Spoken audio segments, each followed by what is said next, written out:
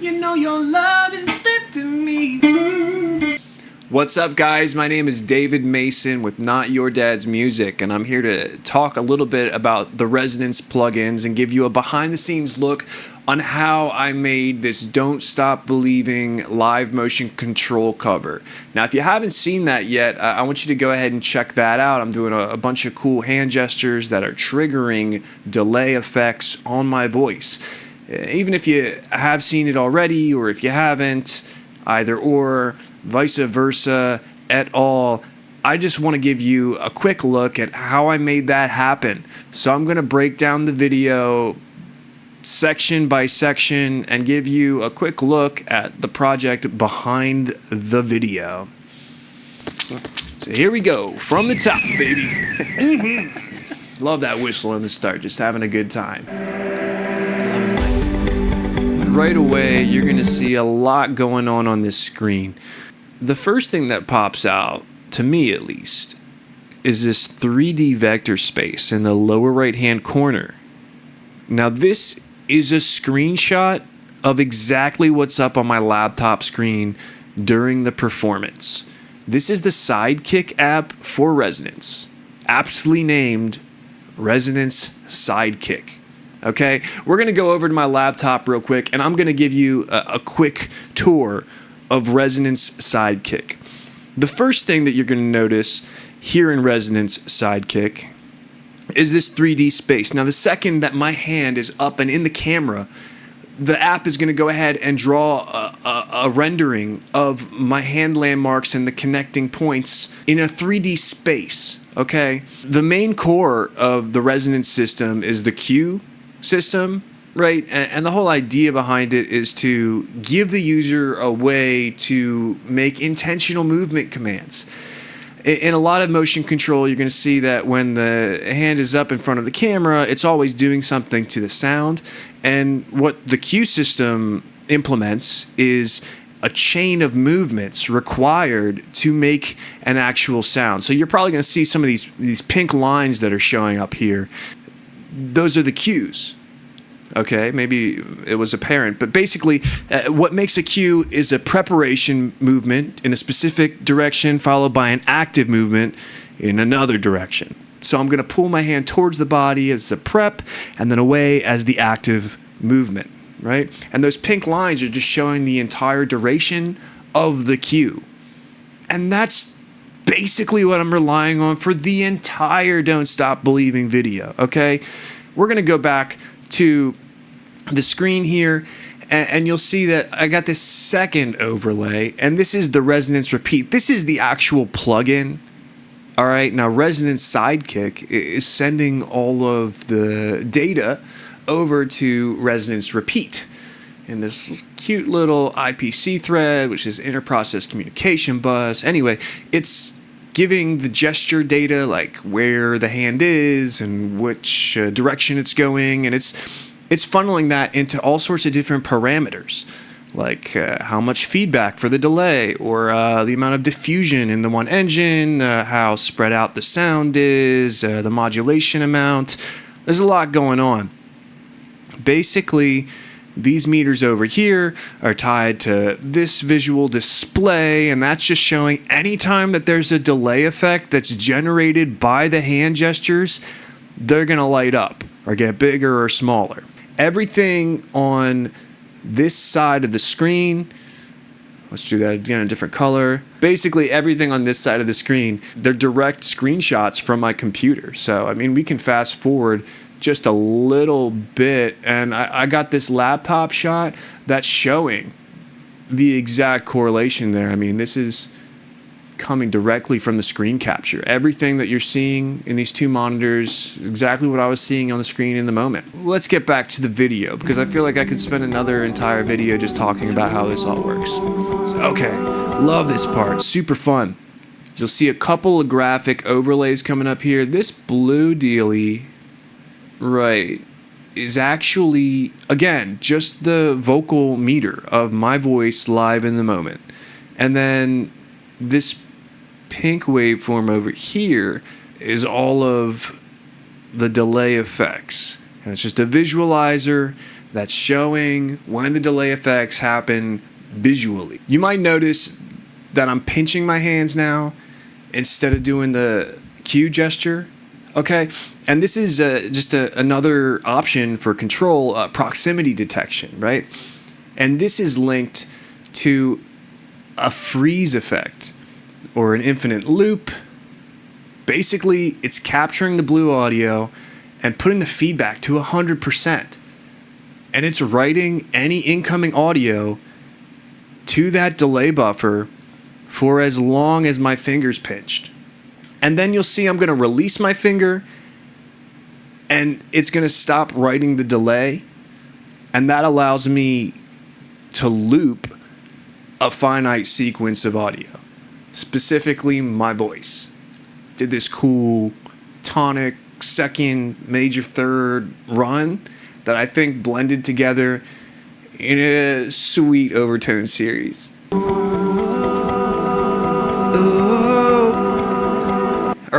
All right, so all of a sudden this bar changed from saying freeze to LPF. Now if you notice, I'm actually not pinching with my index finger anymore. I went from pinching with the index finger to pinching with the third finger. And I just have this routed to do a separate series of effect parameter adjustments in the plugin. I'm going to give you a quick demo of this in action. All of the motion feature to audio parameters for this video have been hard-coded in.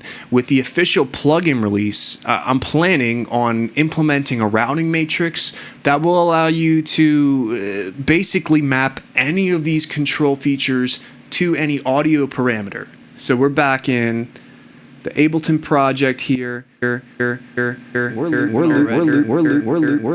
get to all that. This is so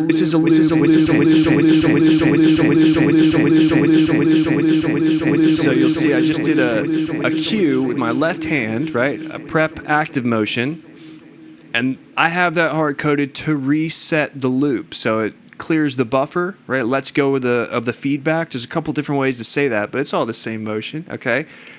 Once again, index pinch is going to cue the loop, the loop, the loop, the loop, the loop, the loop, the loop, the loop, the loop, pinch with the pinky changes the delay time, the loop, the loop, the loop. But I'll save that for a different video. You know what I'm saying? This pinch to the third is actually changing the low pass filter. That's what LPF stands for. All right. And I'm not quite in the camera shot, but that's the idea. So now when I do the infinite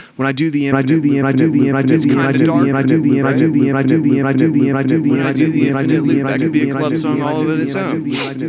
Basically, that's the concept for what I have going on with my left hand during this video.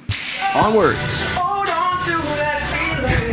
I like that moment. I decided to cut to the GoPro camera feed for the audio mix, and I was just again demonstrating this is live in the moment. And then when we cut back to the actual full instrumental, I feel like it's kind of impactful. It's a bit of a moment. Hey, we're there.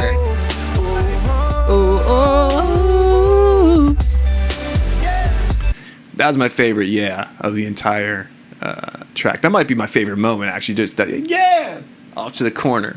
That turned out well. There's a green little sprinkle of goodness over here in the metering section. That's actually the audio visualizer for the instrumental in the background. I'm not really clear on demonstrating the repeat plugin, but I thought it looked cool and it adds a little bit extra oomph. And I wanted to utilize as much of the existing track and the live cover in the generation of the visuals as possible. Here we go. Don't stop,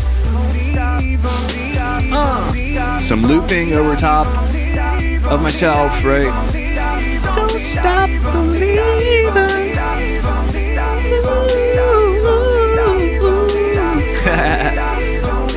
And then I switch over to the low pass filter, and I'm cutting off just a little bit at high end so I can go ahead and riff over the top towards the end and have some open space in the mix and the arrangement, really to just sing. It's a lot of fun. controlling that low pass filter with my middle finger, I actually, the software kind of messed up on me here. Still working out some of the kinks, but this is my fourth finger that I have pinched at this moment right there, and it's still linked to the low pass filter, but it's actually supposed to be affecting the granular engine and the granular amount. Mistakes happen, but I got lucky in this case because it turned out sounding really cool. There it is. Yeah, the granulations just really kicked in, and it actually glitched out, so it's all the way up to 1.63 in the meters there. It's only ever supposed to cap out at 1.0, and it went over the top. I mean, that's straight up to 1.613. That's probably a prime number. No, I'm just kidding. Prime numbers can't be irrational numbers or real numbers. Anyhow, let's get into the rest of this video and bring it on home. People.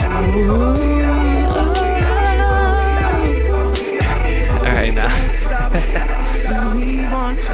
Awesome. I don't know if I got into this earlier, but this is a prime example of this dual wielding action. So when I'm doing a cue with both hands, right? Let's see if we can find a spot where it's highlighting those. There it is. Bingo, bingo. So you'll see right there these lines that showed up with the double. Those are different than the single hand cues, and that's because the resonance sidekick and the resonance gesture engine is set up in a way to give independent focus on active body parts. If it's the right hand alone, it's going to generate a right hand cue, left hand cue, and we have double-handed dual wielding cues. The concurrent hand cue is going on there, and that's linked to changing the spread of the sound across the stereo spectrum. If you're listening on headphones, this would have been really apparent that all of a sudden the delay went from being straight in the middle to way out on the side. So a bit of an extreme effect, but definitely cool to listen to. It's got a unique sonic characteristic that I don't think would be possible to find with normal effect implementations. Let's get it. And that's the fade out, going to the blur. Boom! So that's a good little overview of everything going on in that music video, live performance video, fine art, dare I say. I got a Kickstarter campaign going on. If you want to bring this plugin to your own studio and you want to be able to use motion controls for your DAW or audio editing environment, it's basically almost ready. I mean, this prototype is built as a VST3. I'm also going to expand to AU. I got a few more implementations that need to happen before it's ready for a beta release. But I'm trying to get that out by the end of this year, and if you want to see that happen and help make that a reality, just go check out the Kickstarter campaign. I'd love to hear what you have to say, and please consider backing and helping support development of this motion control software. I got more videos to come. Thank you so much for the time checking this all out. I hope you all have a wonderful day, whatever you're up to, and keep it real, wavy, sincere, cognizant. Have a good one.